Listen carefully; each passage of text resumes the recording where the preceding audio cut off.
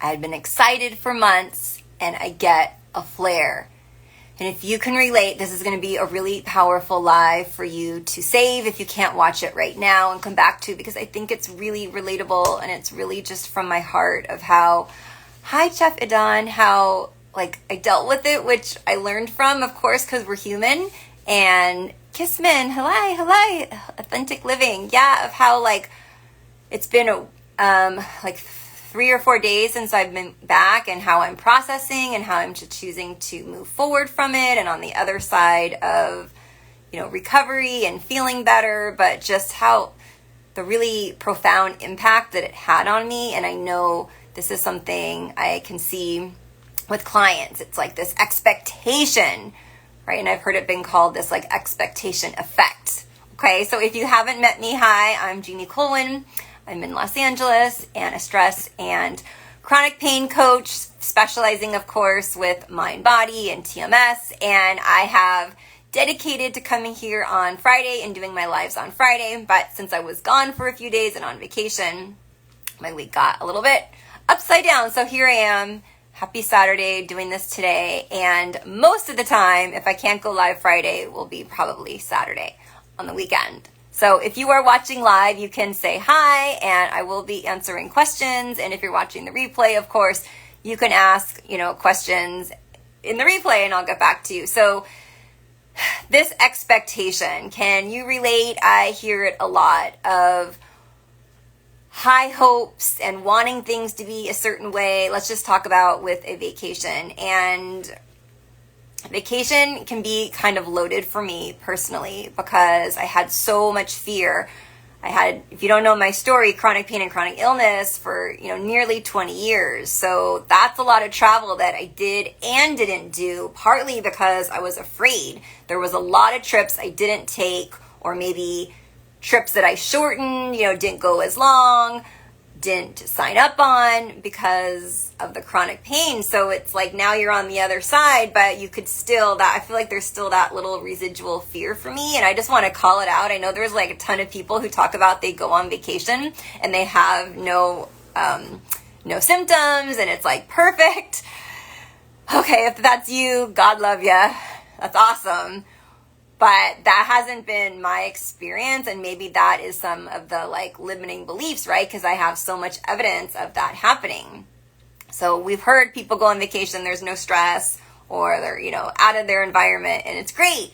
And, everyone's different. I've also heard tons of people say that the opposite, right? Going on vacation, it can bring, because obviously traveling can be stressful. The flight, and, not feeling safe in your environment. That's what I want to talk about. When we travel, you don't have control, over your sleep, over, your pain, over like a lot of things. The hotel, it doesn't open.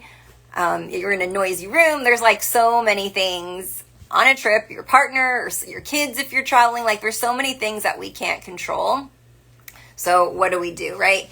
So a couple things I have some notes and I want to kind of share with you is I just want to, first of all, like I said, bring a lot of compassion. And I think knowing that you're not alone.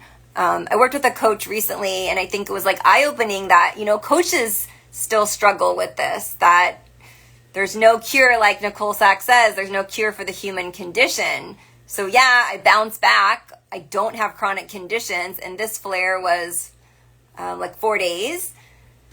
So it's definitely not chronic, and I've been, back home and, 100% feeling good again.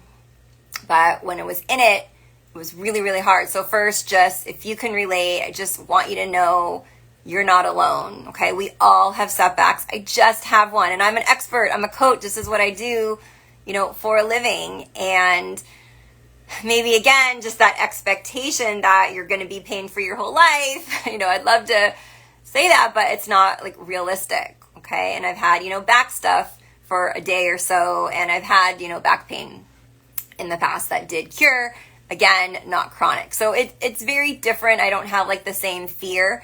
But what can happen, which is so shocking and probably not shocking, is like whoosh, all those old emotions and all those like neural pathways just kind of whoosh up, right? And it's kind of like we feel like we've been taken over by an alien or something. All the things that we know just feel like a little bit scrambled a bit, if that makes sense. So yeah, it's like the anxiety kind of takes over, the self-monitoring can take over, it can feel like we don't really know what's going on. And so I just want to again validate that sometimes we have symptoms and there's no rhyme or reason.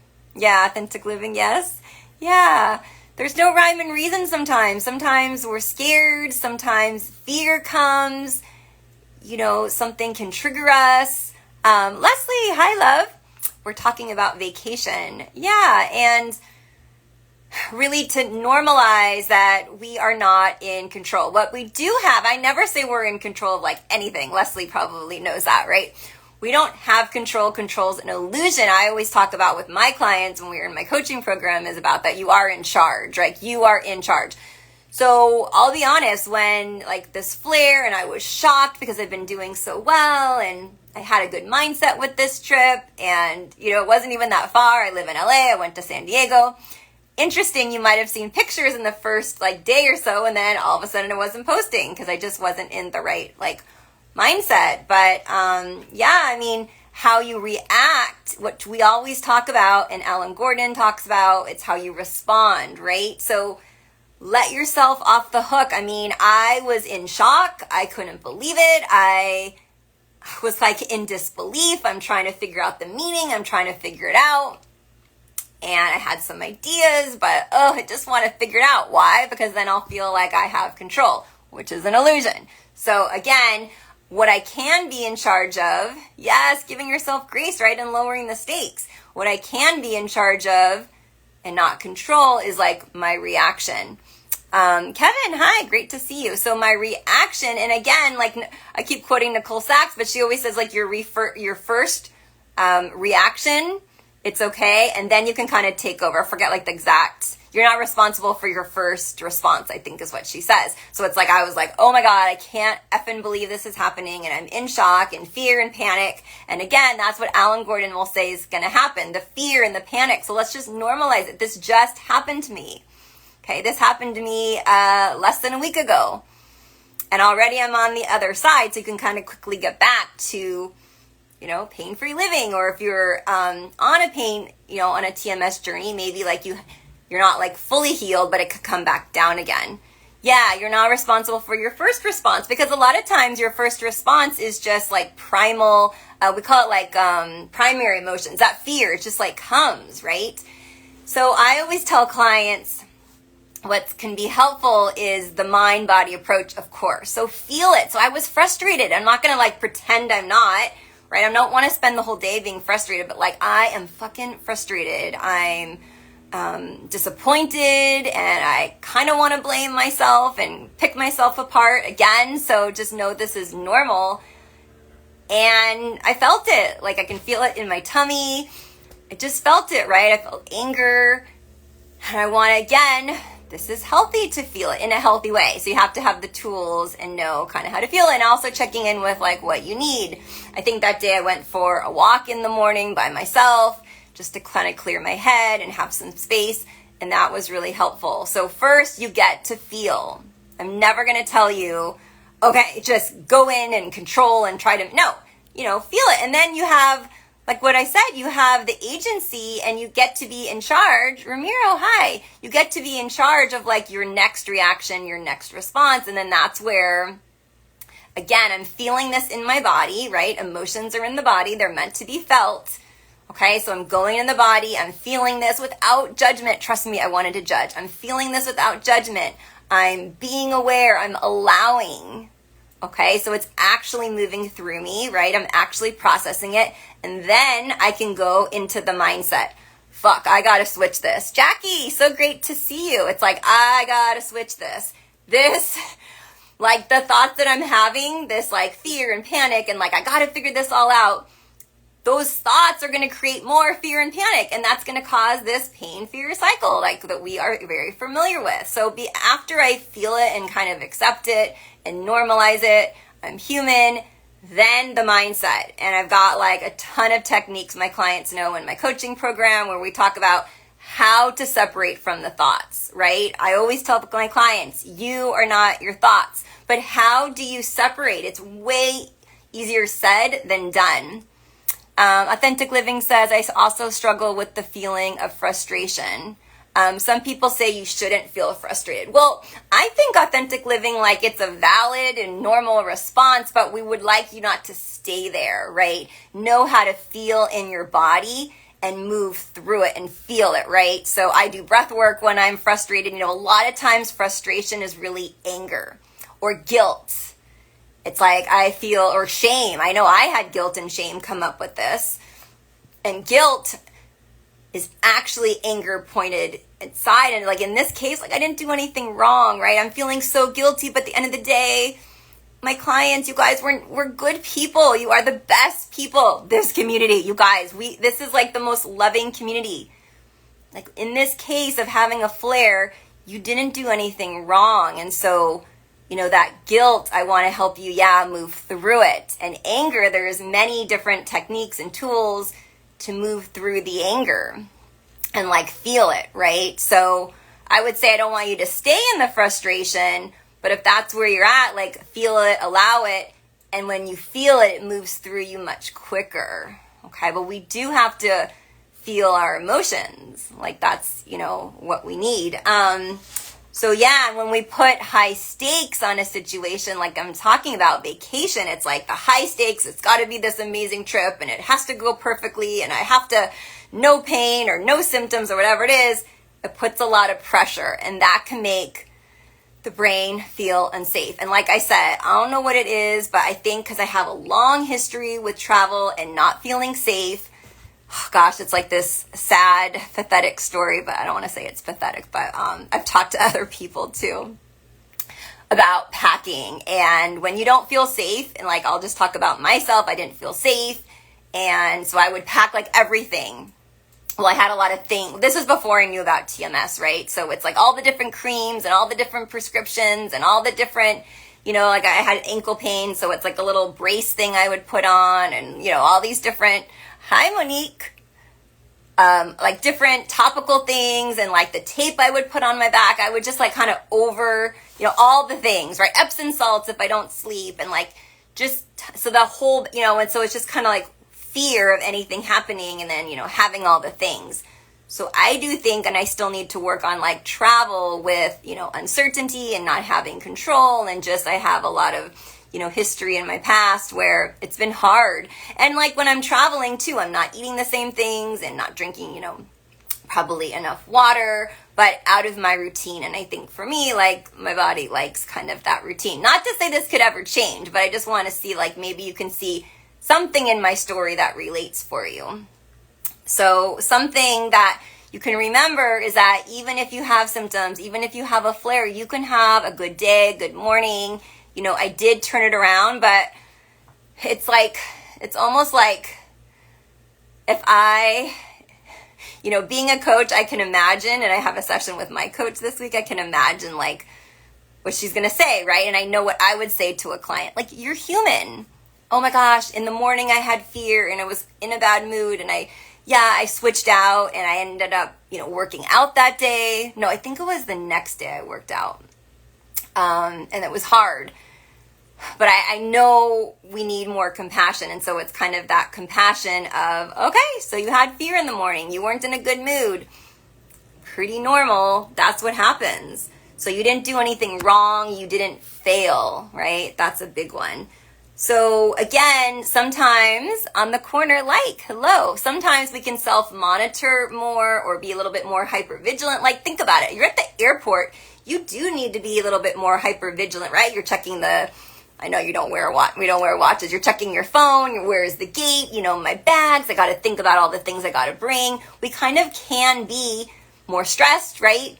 I know in an airport, it's like a lot of intense energy and dysregulated people, and I'm super sensitive. So I've been in an airport and been like, holy crap, what the F is going on? And it's like other people's energy, right? So the brain can misperceive a threat, like even in the airport, right? And then again, kind of being more, because we do. And if you're traveling, let's say you're in Europe or you're abroad, you do have to, like you can't even in certain countries, they tell you not to bring a purse, right? Or like a backpack, you got to lock it, or, put your money belt on you or something. So you are hypervigilant in a new country. You don't, like your brain is more threat assessment, right? Instead of like when you're home in your neighborhood where you go on the walk, like the same place every day.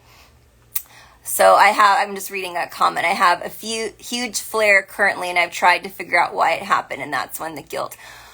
Oh, my love. Okay, so sometimes, this is what I would say to you, this is what I would say to my coaching clients, is just be curious about it, but let's lower the stakes, okay? So be curious of like, okay, let's just say something obvious happened, right? You got in a huge fight with your partner, or there was a huge deadline at work, and there was a lot of stress, and you weren't sleeping as much, and you could feel your nervous system dysregulated.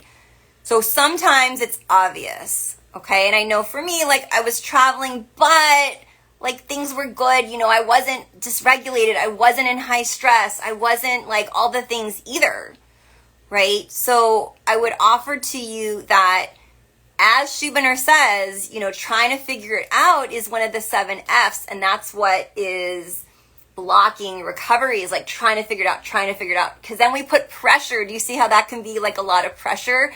So be curious, and like if there's an obvious reason, and maybe you could trust that like if there isn't an obvious reason, you can figure it out, right? Like for me, there's something with like that lack of control, and there's some stuff with like safety, and I've got it, I want to do the deeper work.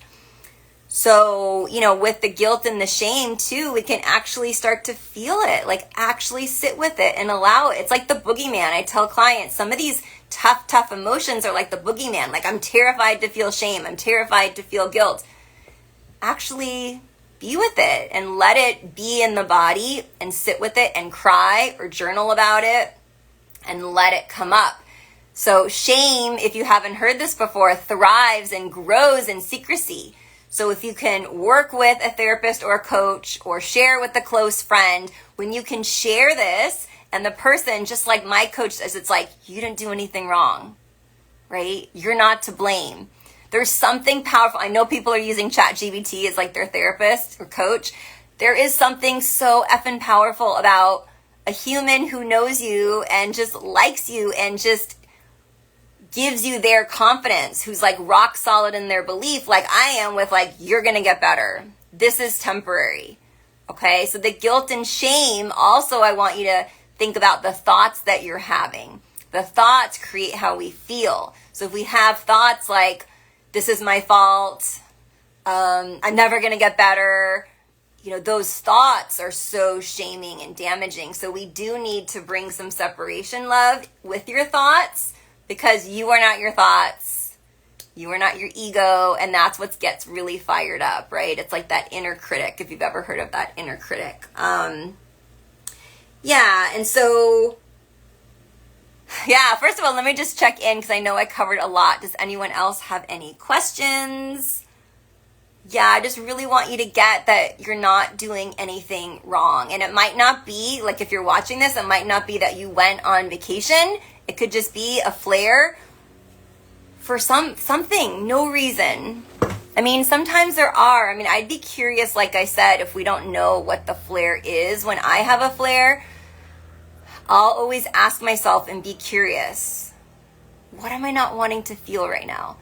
And sometimes, a lot of times, I'll have an answer. So, it could be, again, like the shame and the fear, it's popping up. The brain isn't feeling safe. There's still stress and emotions.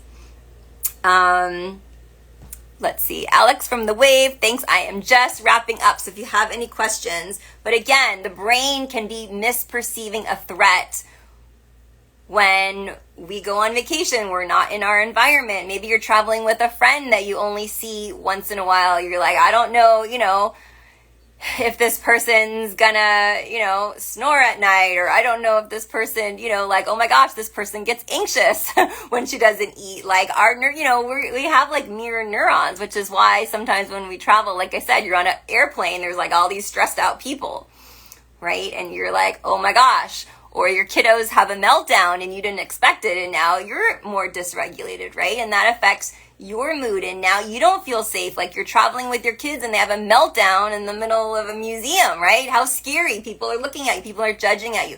So there's so many things that can occur, but I think, like I said, lowering the stakes and we always need more compassion. Okay, here's the thing. It's like, oh gosh, when we're suffering, when we're in pain, mental, physical, emotional pain, all of that, we need more love and more self-compassion. And our brain thinks we can shame ourselves into figuring this out or shame ourselves into having control again, and it doesn't work. We know from behavioral research, shame never leads to long-term solutions or changes. Okay, it can think about I'll just wrap up with this. Think about New Year's resolutions. I think it's 95 or 90% fail because most people shame themselves or feel guilty, right? Oh, you're fat. You should go to the gym. Oh my God, you ate too much. Or let's say you're not, that's for food, but maybe someone's like, you didn't meditate, oh gosh, you're so lazy, or I'm so lazy. I can't believe whatever. So we think we need that intense shame, but it doesn't work. We know this from behavioral research, and we all have the proof because most of our New Year's resolutions don't last. So the hippity-dippty, oh my gosh, I have to be nice to myself and have self-compassion, that does lead to lasting change, and it's a core component of mind-body healing. Okay? So when we have a flare, it can be really easy for us to beat ourselves up, and I just want you to hear my voice and save this and come back to this when you have a flare or a setback. And like I said, it might not be on vacation at all, but it matters. It matters how you treat yourself, and your nervous system is already dysregulated. You can think about what would you say to one of your kiddos or your best friend or your partner, right? Would you, oh my God, your back's hurting? I can't believe you created your back pain. I mean, you would never say that, right? It's oh, that sucks. That's really hard. What do you need? Okay. And then checking in too with what you need and how can you get your needs met when you are in a flare? And again, you might have to rest more. Nina, so great to see you. You might have to rest more. You might need more self-care. You might have to put up more boundaries. And maybe that's exactly what you need, right? Putting up boundaries and asking for extra time alone or asking for help. I mean, there's so many things with this, but I'm just sending you so much love if you can relate to any of this. I'm so glad. I hope it's been supportive in some way. Hi, Richard. In just showing you that all of us, me included, an expert, a coach, mind, body, symptoms, it's because we're human. And expecting that we're going to be perfect. And even like me, right? I didn't respond perfectly. I just didn't because I'm human. And, it's you just do the best you can when I, kind of processed and and it's hard. It's hard to not spiral. It's hard to give yourself grace. But this is mindset, okay? It takes time. It takes practice. But this is why this work is so important. Okay, so if you're interested in learning more about the work I do, you can always send me a DM. I do one-on-one coaching, and it is a new month. Happy August. So would love to support you because it's still summer. I typically work with clients a 4-month coaching container, but because it's summer, you might be traveling. You might have a different schedule. I have been doing short-term coaching and shorter packages. So whatever you need, I am here for you, sending you love and light always. Bye, everyone.